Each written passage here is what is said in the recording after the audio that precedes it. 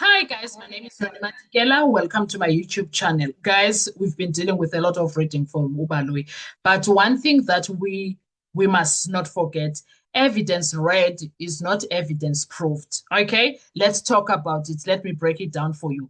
This case should have been simple. If the accused had a phone, prove possession. If he used it, show control. But that proof never arrived. So the state changed the tactics. They stopped proving and started reading. They read they read call logs instead of establishing possession. They leaned on timestamps instead of corroboration. They recycled testimony instead of investigating facts. June is avoided for a reason. June is when families panicked. June is when calls spike because no one knows where a loved one is. But they don't speak about June. They don't refer to June. Those calls don't prove possession. They prove desperation from Baloyi. So the narrative jumps to October and November, where the data is quieter, cleaner, and easier to weaponize. Selection replaces context. Then procedure is bent. Under criminal procedure, evidence must exist first before testimony relies on it. Yet here in the Senzo Meyiwa murder trial, pushback is dismissed with, but another witness already said so. That is not proof. That is testimony feeding on testimony. When the date 17 June is raised, the room tightens because dates demand verification. Bank records, CCTV, tolls, admissions, and those don't appear anywhere. They have nothing. Authority is trusted over evidence. Contradictions are ignored. Discrepancies are minimized, but they are there. They exist. Yet we are expected to accept things that we, as we are listening, can hear that, no, that does not make sense. It can't be. This is not justice moving forward. This is momentum without merit. And when prosecution continues despite no reasonable prospect of conviction, the question shifts, who is accountable for keeping an unprovable case alive? Who? The organization, NPA, or the prosecutor, who is the lead prosecutor, Advocate George Baloyi? Is that it? Is that what this is about?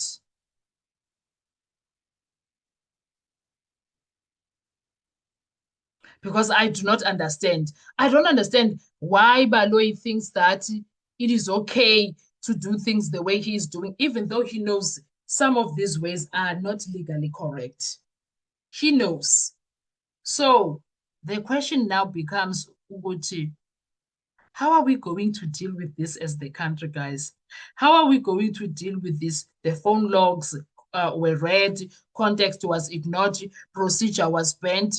This breakdown exposes how inference replaced proof and why continuing with this case raises serious questions about prosecutorial accountability. Who's going to account for this mess?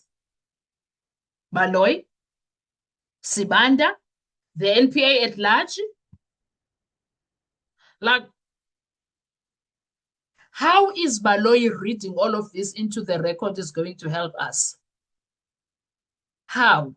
Oh, I don't want to lie. I was so impressed when he said, that was before lunchtime, I want to go and have a word with my colleagues so that I can find out how can we quicken this. Ay, Bowenja, you've been doing what? Why now do you want to quicken? The next thing, when he comes back, the first things that he reads, they are also questionable. And I'm like, oh, he knew. He knew, he saw what was going to happen.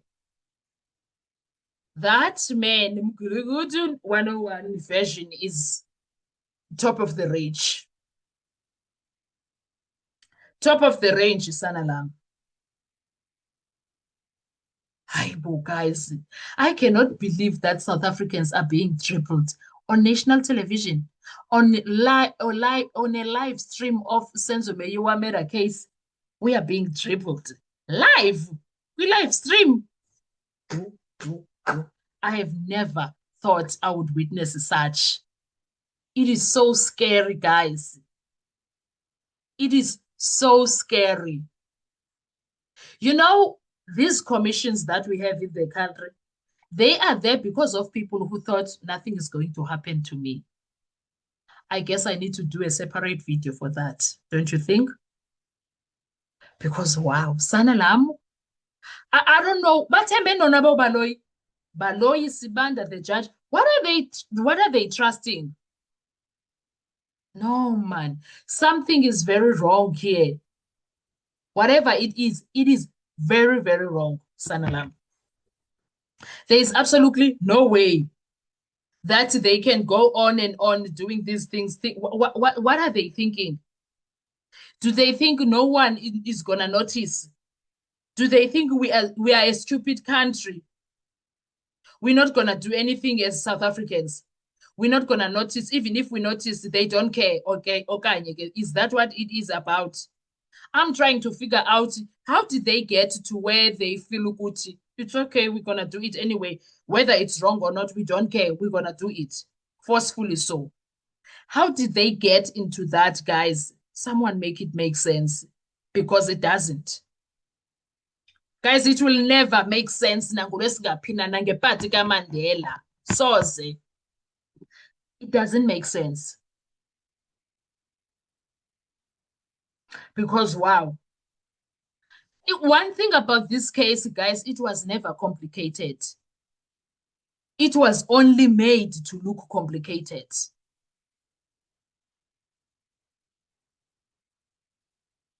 Now we are sitting here with assumptions, with so-called implications, with so-called suggestions of Baloyi.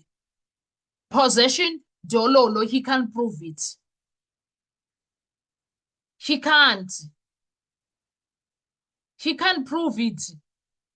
And because it never came, the proof, that never came, and because it never came, the entire strategy shifted. Now we are dealing from proof to performance. He's busy performing there. When you don't have evidence, you perform.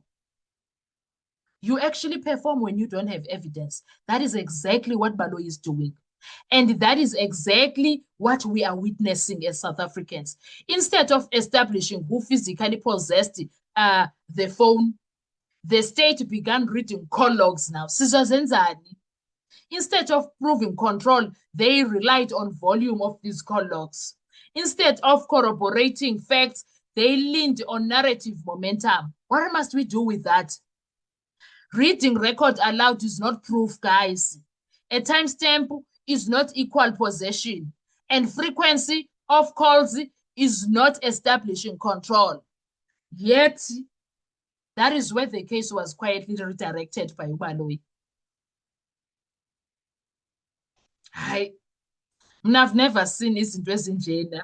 Even them focusing on October, November, don't all those months. It's not accidental, guys. It's not accidental at all. It's not. As I already said, the only month that is supposed to have million calls is June. June, July, because people are panicking if they don't know where Bongani Danzi is. His family members, he's a breadwinner at home, for crying out loud. Why were they not panicking? Why was there no report to police? Guys, these people, they think we are stupid. Why are there no messages from June that are piling up, phone ringing unanswered? Why is there nothing like that? His family, his brothers, his sisters, his mother, both parents worried, the girlfriends. Why? Why is it so specific to certain individuals, Yonke Lente's calls? Why these people, these family people were not desperate to locate someone who has vanished? Because those calls are supposed to be in June. Now we have spike of call in the week. That spike of calls is not evidence of possession. Those calls that we have that are spiking there, they are later in the year. Kanjani. Jani, sibe later in the year. Hi, Minasan, I've never seen something like this. This can't be investigation, guys. That is curation. I'm telling you. Call logs without context are meaningless, guys. They are meaningless. Hi, Bo. Calls without and also they want us to believe that Untanze had this phone. If calls are logged, it does not prove the device was in the accused hands.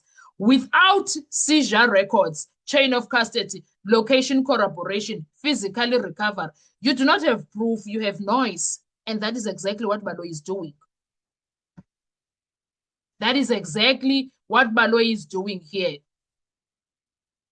And he expects us to fold our arms and say, thank you, Baloyi, for all of this. Njani, this is not a case built on evidence. It is a case built on momentum. It moves forward not because it is strong, but because stopping would require admitting failure, and Baloyi is refusing to do that. And that is the most dangerous thing in any justice system. Because when reading replaces proving and authority replacing evidence, the law stops protecting the truth and starts protecting itself. And that is how cases collapse, not with a bang, but in full view, while everyone is still pretending it stands.